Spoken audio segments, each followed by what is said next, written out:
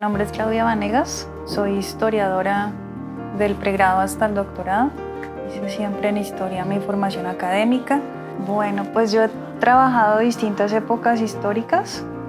Inicialmente empecé con el siglo XIX y ahí hice una investigación sobre los manuales de urbanidad, los textos escolares de la época del siglo XIX, en particular los que escribieron colombianos para colombianos. Entonces la idea ahí era mirar cómo es ese deber ser que se quería generar a través de la educación en los futuros ciudadanos, como esas normas de conducta que se le querían corregir, muchas de las cosas que pueden ser consideradas contrarias a lo civilizado. Y después di un giro así como muy radical porque me fui hacia la colonia y empecé a trabajar sobre los textiles.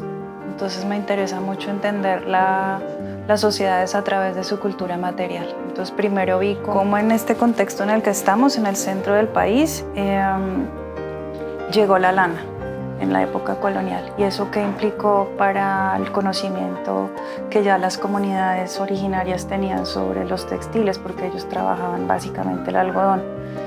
Entonces eso cómo se integra a sus dinámicas económicas, a sus formas de trabajar la materialidad, cómo la incorporan en su indumentaria, cómo les sirve para ser económicamente autónomos, porque el trabajo se hizo a través de un obraje de comunidad que hicieron las autoridades indígenas de esa zona para tener recursos económicos y ser independientes económicamente. Entonces ellos se organizaron, trajeron un maestro español, organizaron a toda la comunidad o una buena parte de la comunidad alrededor de la producción de textiles, pero ya aprendiendo cómo lo hacían los europeos. Y eso les permitió ser actores económicos muy activos en la zona, tener la capacidad de competir con los obrajes que existían, que eran privados.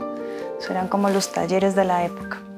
Y ya después regresé, digamos, a la parte de entender las dinámicas de los textiles de algodón. Entonces es como comprender cómo el conocimiento que existía antes de que llegaran los europeos se mantiene en la época colonial y es parte de las dinámicas culturales y sociales que nos siguen permitiendo conocer cómo eran esos grupos. Bueno, cuando uno se enfrenta a las imágenes en la época colonial, por ejemplo, varían mucho.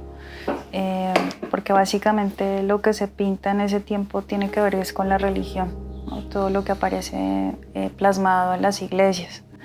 Entonces, pues bueno, ese tipo de imágenes nos hablan de algunas cosas, pero nos limitan frente a otras temáticas. Y ya cuando nos vamos acercando hacia el siglo XIX o siglo XX, pues evidentemente la parte visual es muy rica, ¿no? Porque empezamos a encontrar los grabados, luego vendrá la fotografía, después el video. Entonces la abundancia, digamos, a nivel visual en imágenes pues es bastante generosa.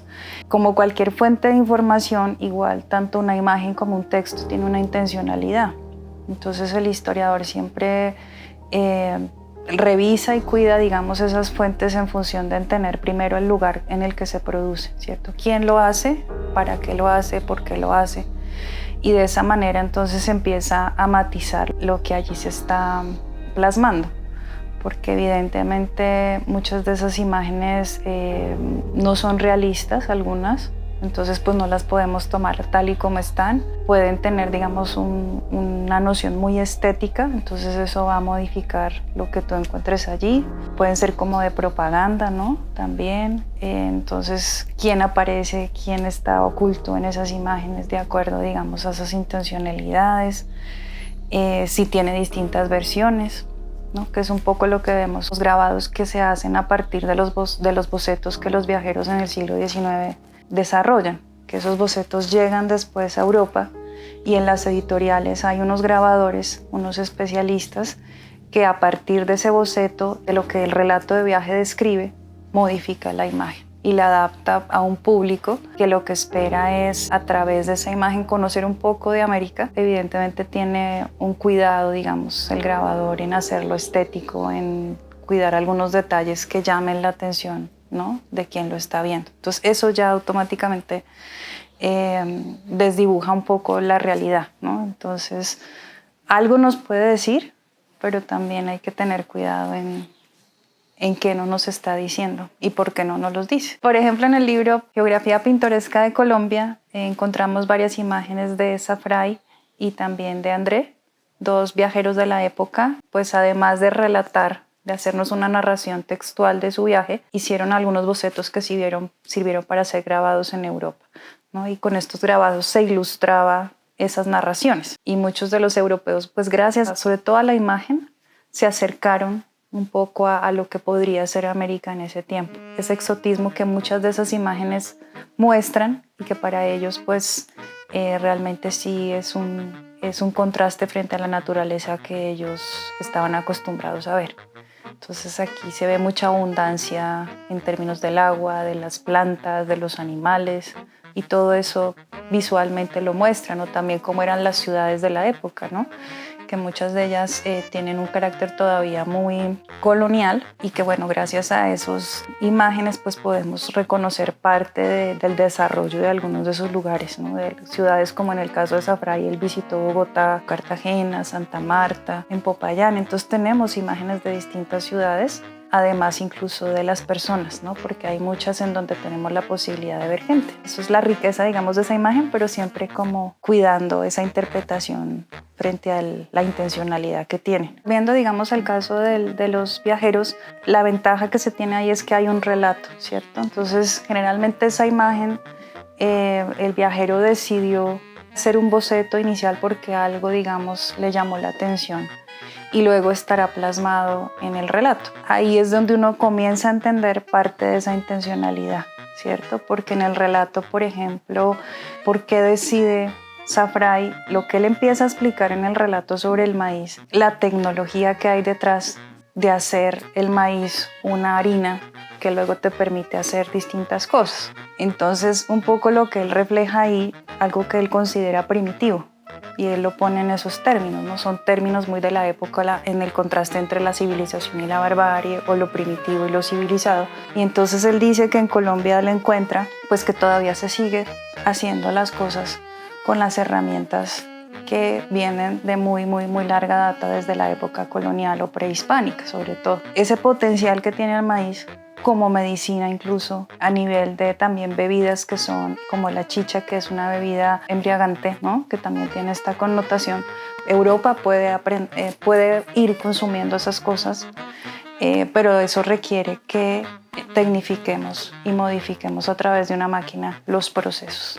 Entonces es un poco, destaca el valor del alimento y de todas esas cosas que aquí se hacían con él, ¿no? Como la mazamorra, habla de los panes de choclo, habla de las arepas, habla de una chicha medicinal, pero al mismo tiempo está diciendo que requiere una intervención, digamos, desde el nivel tecnológico para poderlo llevar a Europa y que se empiece a consumir, porque destaca, digamos, que hay un valor ahí. O cuando habla de un relato sobre el cazar un caimán, ¿sí? Ahí también tenemos esa imagen. La intención un poco de la autora ahí de Safrai cuando está describiendo eso es lo exótico que se encuentra en este país a nivel de los animales y de también cómo las personas interactúan con ellos, cómo los cazan o cómo, por ejemplo, a nivel de las plantas, cómo las utilizan, ¿sí? Qué procedimientos desarrollan. Entonces muchas de sus descripciones tienen que ver con esa naturaleza que requiere ser civilizada o ser controlada o ser utilizada en función de algo como la medicina. En los fármacos, por ejemplo, sí, utilizarlos. Entonces algunas de esas plantas medicinales que por larga tradición pues ya conocían en estos territorios y que ya sabían su valor y su utilidad frente a alguna enfermedad, muchos de estos viajeros empiezan a registrar ese conocimiento, pero no les es suficiente creer sobre el conocimiento que la gente ya tiene. Ellos requieren hacer pruebas, requieren traducir eso al lenguaje científico de la época, corroborar, ¿no? Ese uso y esa utilidad en función de, por ejemplo, una enfermedad.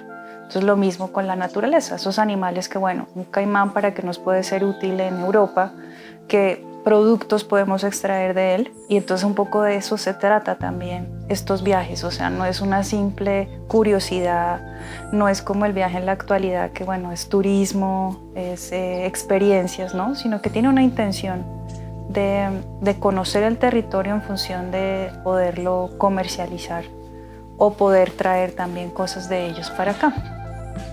Bueno, pues evidentemente si pensamos en Colonia, pues todo el patrimonio tiene que ver con las documentaciones de archivos, tanto a nivel del Archivo General de la Nación como el archivo aquí en la ciudad de Tunja y el Archivo General de Indias. O sea, son 3 espacios, digamos, que he tenido la posibilidad de recorrer y a través de esa documentación de archivo, pues se puede indagar sobre diversos temas. En general, una de las cosas que un historiador debe tener en cuenta es que uno tiene que aprenderle a hacer preguntas a esa documentación. No está necesariamente de manera explícita, muchas cosas son como entre líneas, muchas son conexiones entre lo que se dice en una parte y lo que se dice en otra.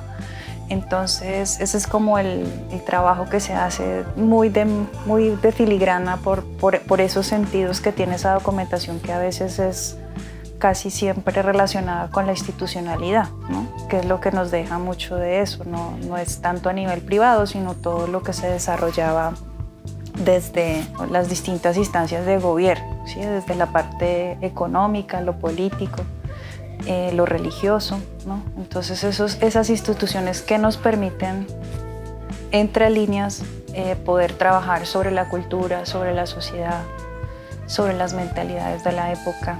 Entonces ahí hay que ir cuidadosamente leyendo.